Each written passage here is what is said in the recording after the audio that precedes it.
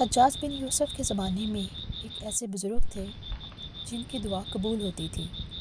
ایک دن حجاج نے ان بزرگ کی خدمت میں درخواست کی کہ میرے حق میں دعا فرمائیں۔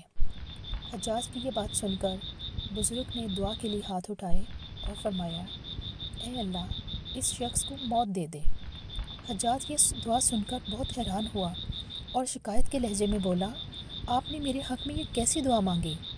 بزرگ نے فرمایا، تیرے اور مسلمانوں کے لیے یہی دعا سب سے اچھی ہے۔ وہ اس لیے کہ جلد موت آ جائے گی تو تیرا نامہ اعمال مزید سیانہ ہوگا، اور عام مسلمانوں کے لیے یوں کہ تو مر جائے گا تو انہیں ظلم و ستم سے نجات مل جائے گی۔ اے زبردست، ستاتا ہے جو کمزوروں کو، کیا ہی اچھا ہو کہ اس ظلم سے تو باز آئے۔ لائق فخر نہیں تیری یہ شان و شوکت، ایسے جینے سے تو اچھا ہے کہ تو مر جائے۔